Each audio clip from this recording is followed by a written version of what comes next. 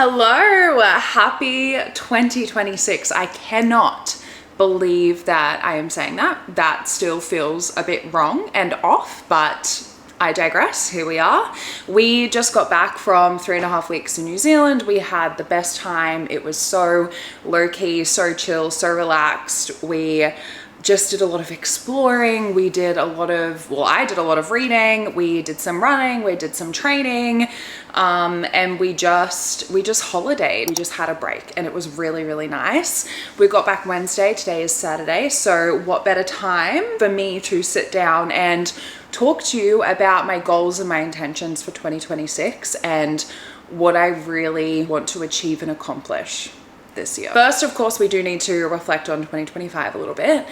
2025, dare I say, was probably one of the best years of my life, closely followed by 2024. 2024, I got married and I went to the Eras tour. I do not think that my husband will watch this, but the Eras tour was absolutely the best night of my life, let alone of that year. But don't worry, the wedding was up there too. So that was 2024, just lots of just big exciting things to look forward to. And then 2025 for me, this was such a transformative year. I really let go of a lot of expectations that I was holding for myself. I have a coaching business. It's called Coached by Elle, and I was working full-time in that business 2023 and 2024.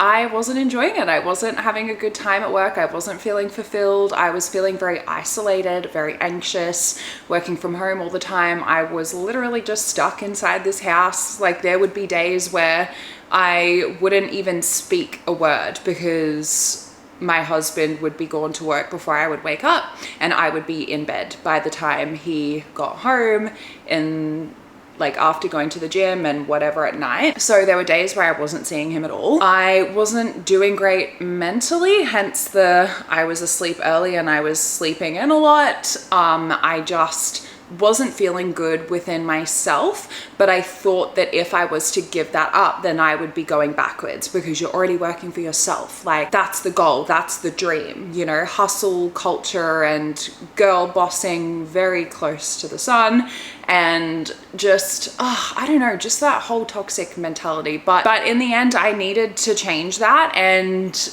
I have a background in youth work and working in high schools. And so I decided that I would start applying for jobs, just part-time. I still had an entire business. So, you know, just part-time was what I wanted to do. I ended up finding a role that was like perfect for me, but it was full-time. So I took it. And I worked full-time for the first 6 months of 2025. And when I tell you, like, instantly everything got better for me, I'm not kidding. I learned a lot about myself last year. Number one is that human connection is an absolute non-negotiable for me. I need to be talking to people. I need to be interacting with people. I need to be having an impact on people. I need to be just communicating and like just socializing. Like, I need that. That's important for me. And on top of that as well, when it comes to my business, like, I was feeling very uninspired. I didn't like, honestly, the services that I had put together. It didn't feel like me at all. I felt like a bit of a fraud. I just wasn't really having a good time with it. And so because of that, I wasn't promoting it as much, and I didn't really have that many clients towards the end. Obviously, my business wasn't making that much money for those reasons. And at the beginning of 2025, I was like, well, if I'm going to go back to work, like, I don't want to be coming home and working more doing something that I don't like. So because the pressure was less financially, like, I had a full-time job, I didn't really need to worry about money. I was like, let me just have some fun with this and let me just run a program that I want to run. And so I started this 50-day program called 50 Days Forward, where I customized everything for everybody. Every single client that I had, they got a customized movement protocol. I had a menu that I had done up that I was then like tailoring to their calories and like the things that they like to eat and whatever. Habits, tasks, accountability. I did 50 days of accountability every single day, even on weekends. I would check in with them and see how their day went. And I did it because that's what I needed. I went through a lot in my own health and fitness journey and at the very beginning. And that's what would have helped me, is accountability and support and being told like, it's okay if you missed it today. Like there's always tomorrow, and just being caught before we can spiral and start again next week. You know what I mean? And this went against every single piece of advice I'd ever received in the fitness business space, purely because honestly of how much time it was taking me. It didn't feel like a scalable program. It didn't feel like something that I could do long term, like 50 days every day. Like, are you kidding me? Like that's an hour at least every morning where I'm having to be on my laptop, like talking to my clients. But it was what I needed, and I just wanted to give it a go. And so keeping in mind that I was also working full time at this point, I was getting up really early, 4 a.m., doing my accountability, going to work, coming home, filming Q&A videos, and just doing all of these things. And even though I was so busy, I have never been happier in my entire life. I felt so fulfilled at my 9 to 5. I was socializing, I was engaging with people, I was having an impact. And my program that I just created on a whim for a hobby more than anything else ended up getting my clients the most incredible results I had ever gotten a client before. And so I ran another round, and then I ran another round, and then I ran another round, and it just built and it just grew, and it grew to the point where I needed to step down from my job again. And this is something, and a lot of this will tie into what I say with my goals for 2026, because I only just resigned in December. And then we went away. So this is pretty much it. This is me experiencing this and trying to do it in a different way. So that was 2025. I also lost almost 20 kilos purely because of, I think, just that zest for life again. I was moving, I was like running around, I was doing like 20,000 steps a day with these kids during the day. And then I was excited about going to the gym, and I just felt more me, and I felt like I got my spark back, and I felt like I remembered why I loved moving, and I like there was just so many things that just, I don't want to say fell into place because I worked hard, but it wouldn't have happened that way if I didn't do what I wanted to do instead of listening to the advice of everyone else. That 50-day program is never going to be successful. It's never going to make you any money because it's not scalable. That's too much of your time. Customizing everything for such a low price point, it's not going to work. And then a full-time job when you already have your own business, what a failure. Like, these are the things that were in my brain, but I ignored it and I did it anyway. And it ended up in me literally having the best year of my life and the most successful year of my life. And I am just very proud of myself and very grateful that I had the guts to go against the grain a little bit or a lot with that. So now here I am going into 2026, desperate to make this whole self-employment thing better, and so that I don't fall back into that same trap, or I guess cycle of isolation and just being alone all the time, being alone, and just making sure that the things that I'm doing are true to me and that they are authentic. Because if I don't feel like I am doing something authentically, I feel like a fraud, and then I shut down, and I don't want to see anyone because I'm embarrassed and I feel like I'm an imposter. And so the way to avoid that is for me to just live authentically and just be myself, I guess. So that's what I'm really trying to do. I already feel a lot better about this whole process because I have a business coach who is basically like my business consultant / saver of my life at this point, Taylor, and I talk to her every single day, which is already helpful. My 50-day program as well it's very fun to me. It's very community focused. I don't feel isolated when I am in that group, and I love it so much, not just for what it is, but for the joy that it brings me. It's not like, yes, it's a job. Yes, it is work. Yes, it takes a long time to put together, but it brings me so much joy, and the impact that it has and the results that people are able to get and the way that people are able to feel because of something that I created is, I can't even explain it. I cannot even explain it. So, but that was 2025, and that is where my brain is at when it comes to 2026. So let's start talking about my 2026 goals. So I've split them into personal, business, health and fitness, and relationships. Where should I start? I might start with the personal one. So one of my goals is I want to have 1 hour in the morning and in the evenings where I am off my phone for as much as possible, but specifically work and social media free, because I'm not even kidding. There is not 1 second in the morning that, like, from when I open my eyes, there is not 1 second between me doing that and picking up my phone and checking my emails, like one eye open a lot of the time, and I'm in Gmail like this, or I'm on my client app, or I'm checking my Instagram DMs. Like, that's not good for my anxiety.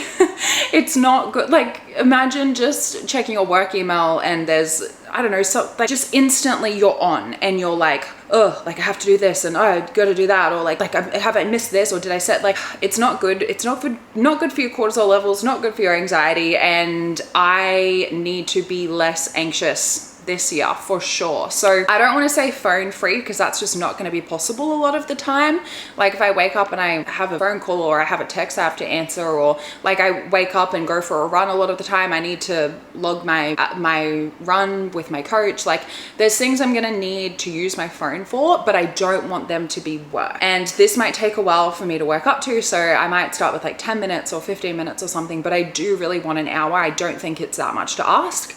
Like, I think about when I was going to work at the school, I was there from 8 till 4. I wasn't answering emails at 8 o'clock at night, like, and I wasn't even thinking about it. So I can do it with this work too. And I think that that's very important, especially working from home. There kind of feels like there's no space between work and home, and I want to really create that space. So I put that down as a personal goal, but it kind of doubles up into business as well, and maybe even health, like mental health, but I had to put it somewhere. So anyway, my next one ties into this: screen time below 5 hours. This is so embarrassing, but my screen time currently is over 10.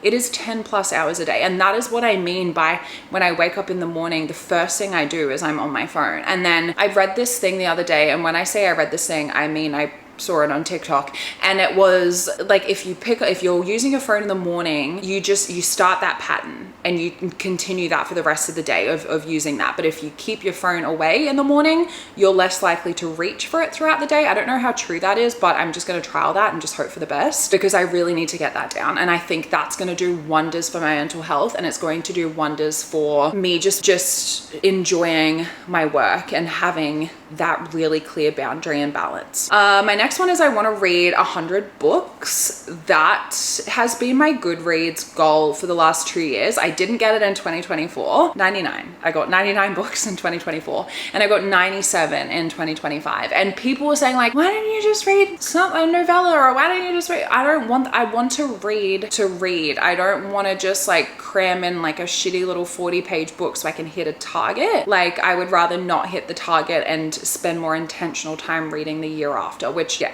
I thought I did, but I dropped the ball in October, November. I was on track until then. And then I think October or November, I can't remember which one, I only read one book, which just threw everything off. And I had 15 to read in December if I wanted to hit it. So I read 12. And I credit a lot of that to the fact that we were on holiday and road tripping, and Harley drove the entire time. So I was just reading the whole time. But I wasn't gonna, read like a low book or a short book just to hit the target. My next one, and the reason I'm on my phone right now, because the next one is read 5 self-development books. I'm not a self-development girl. I find a lot of them to be quite the same, just the same kind of stuff regurgitated. I think a lot of it comes like from a place of privilege, like, worry less about that, or do it. Like, yeah, I would if I could, right? Like, there's some things where I'm just like, blech, like I just kind of roll my eyes a little bit, but there are some ones I've had a look, and there's some ones that I do want to read, and one of them is called Women Living Deliciously. That one's really highly recommended at the moment. Another one, Finding Your People, The Ultimate Guide to Friendship. I think this one is by, is it Two Broke Chicks? Yeah, Two Broke Chicks. I think it's about like friendship, which I'll come back to that in a minute. The Courage to Be Disliked. That's a bit tough for me, but I feel like that's the point. Person in Progress, A Roadmap to the Psychology of Your 20s. And then following into the next one, Figuring Out 30, Decoding the Decisive Decade. So they're not like, they're not like motivational speaking books. I think they're very much just words, and we can take them how we want to take them. You know what I mean? And like they're about a certain topic. And I don't know if these books are telling you what to do. I hope they're not. But just a story or like words or experiences, and we can kind of take them how we want to take them. I hope that that makes sense. But there's also another one, paperback therapy, which I'm interested in. I did a lot of therapy in 2025, like a lot, weekly therapy, sometimes twice a week. I had 2 therapists. I had one with my work, and then I had one that I would see weekly over Zoom, and it did help me a lot. But what it did was it kind of made me realize, this is going to sound really like just like poor me, which it's not, but it kind of made me realize, I guess, how unappreciated or unimportant I am in my circle, like my circle of friends. I'm nobody's best friend. Like if I'm not there, nobody notices. And I know that this sounds like, oh, like that's not true. It is true. I moved every single year growing up. I don't have a solid friendship group. I'm the new one to all of my friendship groups, and I'll come back to this in the relationship section, but again, my anxiety kind of gets in my way of like really pushing myself in there as well. Like I tend to just sit back and celebrate and be around my friends when they want me to be, but I'm not in anyone's group chat, if that kind of makes sense. And same with my family as well, is that was a really big realization for me. A lot of my character and my identity has always been protective big sister and the one who is so fiercely loyal, and I'll do anything for my parents, and I'll do anything and just there was a few moments where I just realized like, oh wow, you guys wouldn't do it for me though. Like it doesn't go both ways. So that's kind of what therapy made me realize in 2025. And so it was very hard. It was very difficult. It was very upsetting. And I felt very lost, but at the same time, liberated and content in, I guess, putting up boundaries and stepping away and making people figure out their own shit a lot of the time as well. And just seeing it for what it is and being like, well, this is the fact. I see that now. Thank you for pointing that out. Do I still want to be a part of this conversation, or do I still want to be a part of this? Yeah. So I'm not doing therapy right now. I need to, but I just needed a break from being sad all the time after those sessions. So I'm not doing them right this second, but paperback therapy is apparently a really good one to read. So we'll see. All right, going back to personal goals, being more patient and less anxiety over wasted time. One of my biggest fears is wasted time and missed productivity. And this was really, really, really blatantly obvious to me on the holiday that we were just on. Harley, my husband, is so chill. He's so relaxed. He's the most patient, gentle, kind, just nothing phases him at all whatsoever. Me? Total opposite.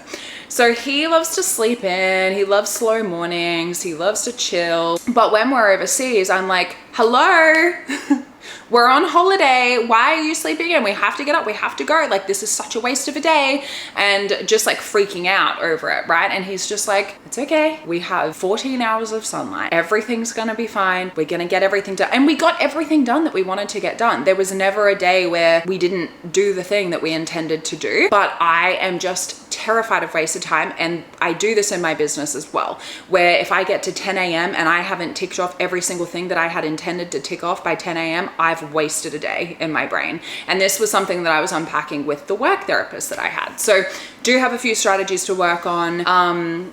Less rigid structuring. Like, I thought that with my business, to keep myself on task, I had to have from 9 till 10, we get these tasks done. From 10 to 11, we get that done. And I have to ease up on that a little bit and just be a little bit more chill. Like, we have our not mandatory, our non-negotiable tasks or our urgent tasks, and then we work our way down the list. And if these things don't get done, that's okay. And just being more patient in general, because the opposite, like, there was a couple of mornings where I was so tired and I ended up sleeping in. Holly was so chill. He just sat there like watching TV, like letting me nap.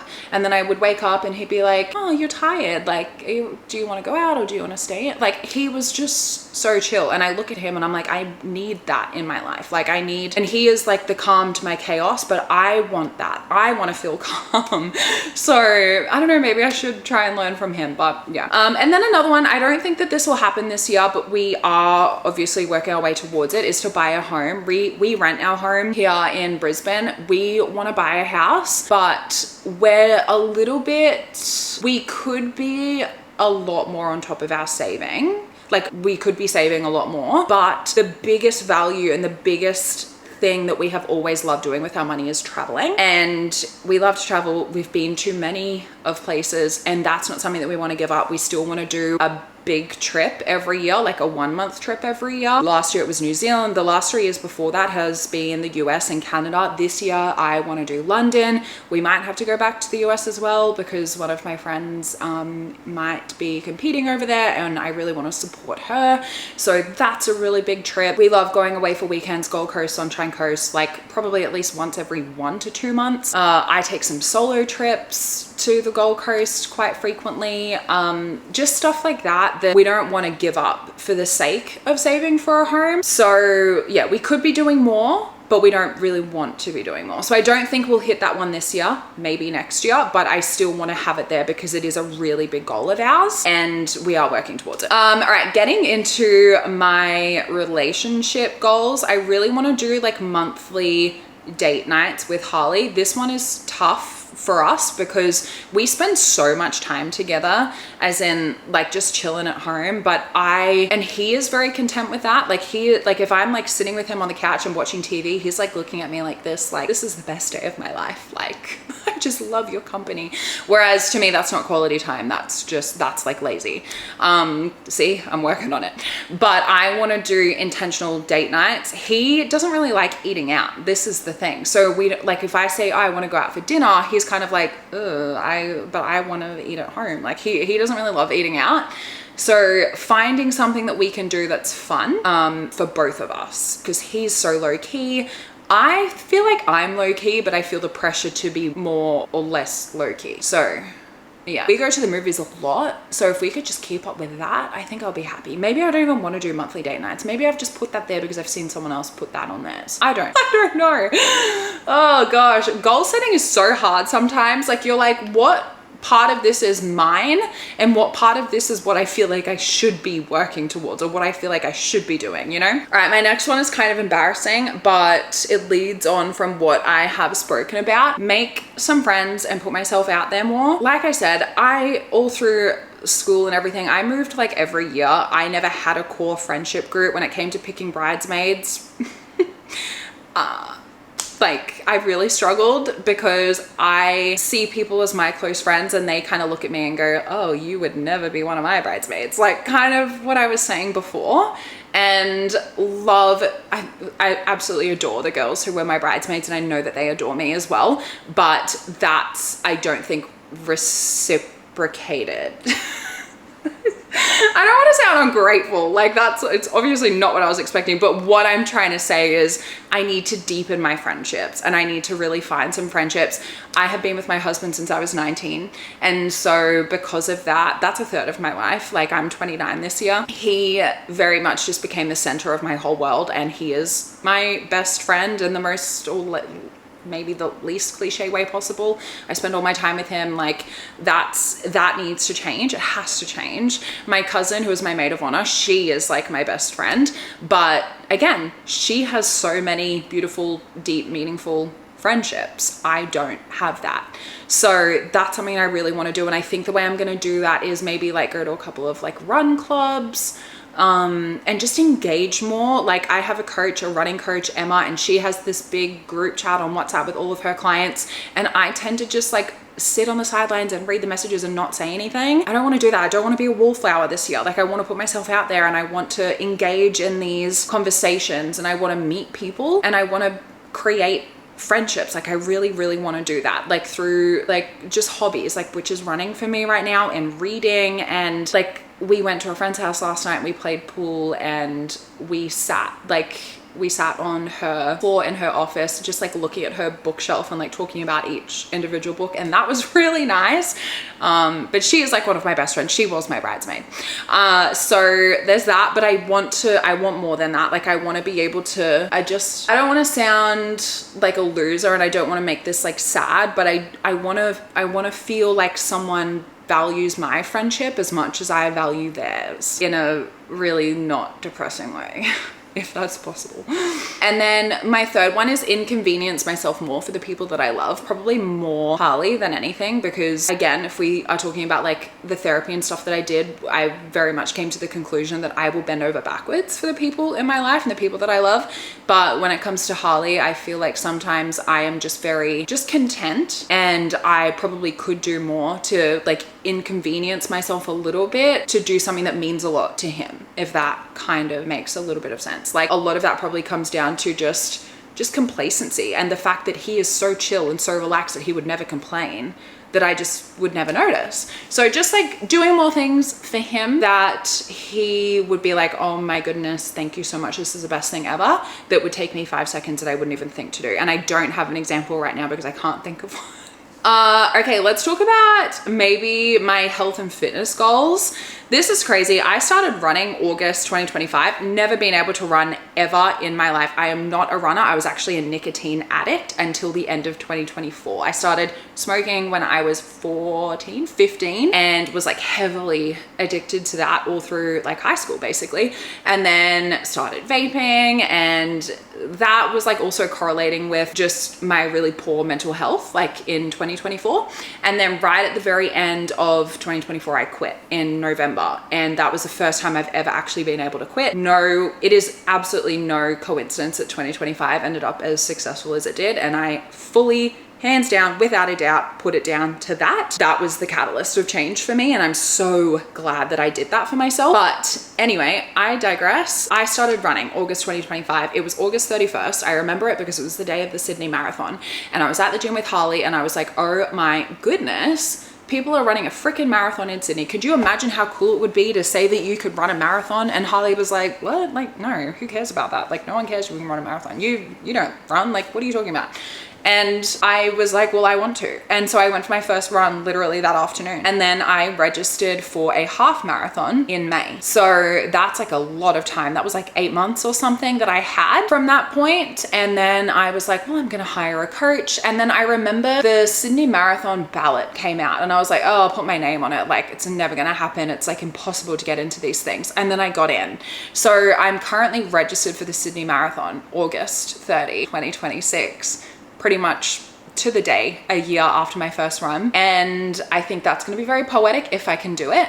Right now, I'm only just running a 5K, but I have been told, again, my coach has told me the 0 to 5K is harder than the 5 to 10 because your body's not used to running. Like, you are not a runner between 0 and 5K. Your lungs are figuring it out, your body's figuring it out. 5 to 10 is easier. So I'm just hoping that she's right and not just telling me that to make me feel better about myself.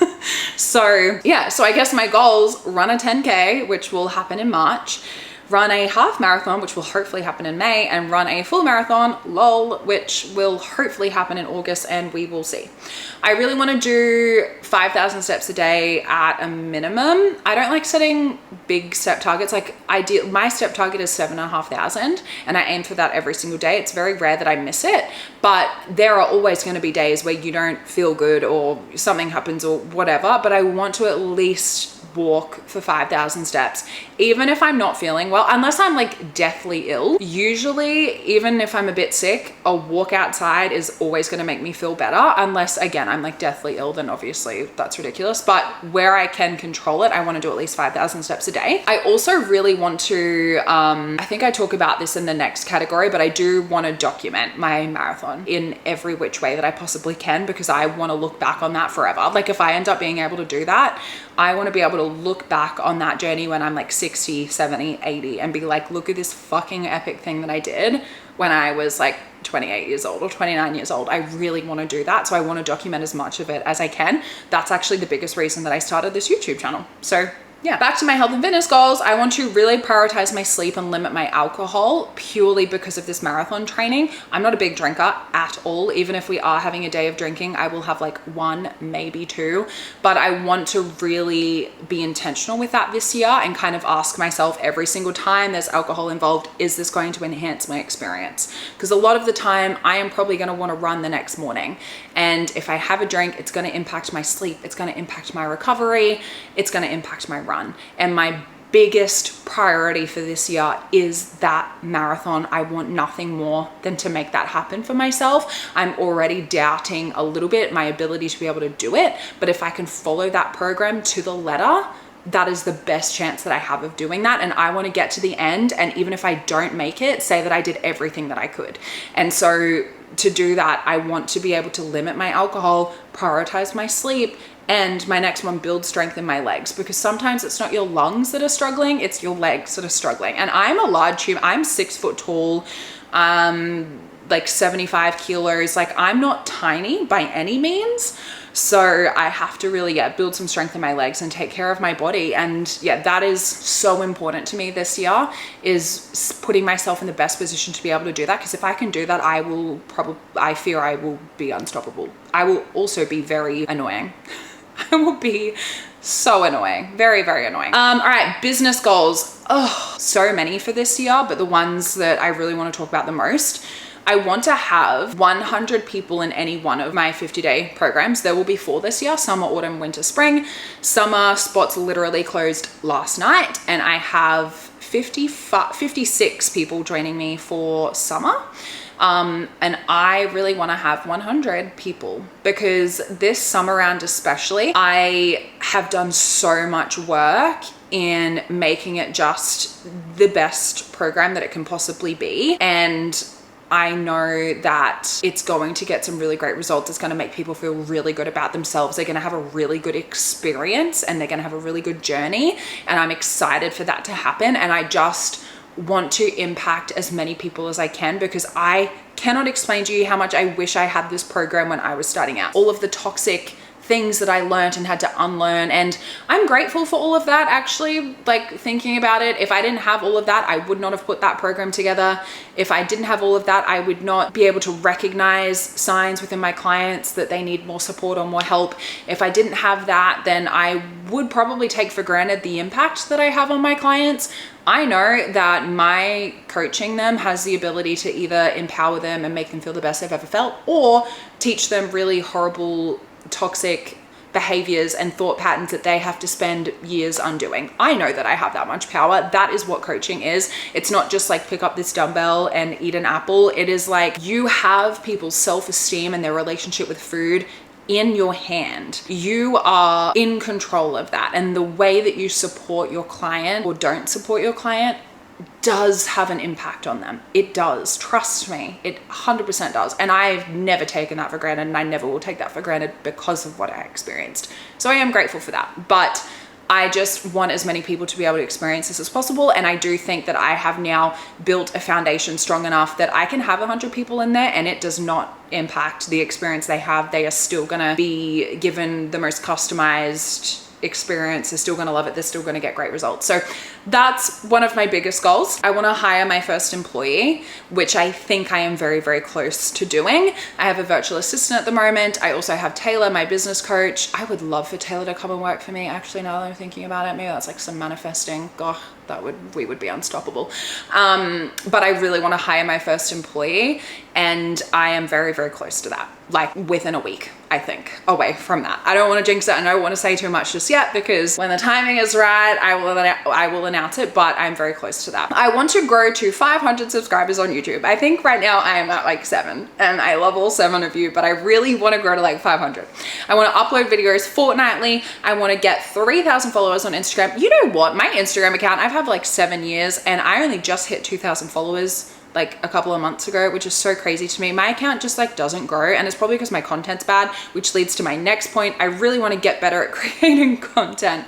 I don't want to overthink it too much, but I always want it to be purposeful. I don't want to post something that's like sell-outy or like clickbaity. Or I used to have this really shitty business coach, and she would say like you want to tap into people's like pain points. You want to make them feel really bad about themselves, and then position yourself as the one to make them feel better. I never want anyone to feel like that, so we won't be doing that. I want it to be impactful and purposeful, and it'll either make you laugh or it'll make you inspired or just something. I want to have so much impact this year. I want to build more of a TikTok presence. Right now I kind of just like do Taylor Swift song rankings and yeah, that's kind of it. So I want to build more of a TikTok presence, and I want to have one full day off work per month. And this sounds insanely stupid because like, what do you mean you're not having a day off work every month? I'm not. I don't think I've had a day off work since I started my business in 2022.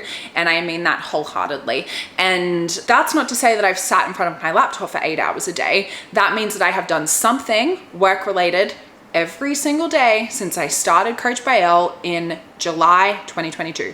Well, I started working on it at the start of 2022. So since then, I have not missed a day.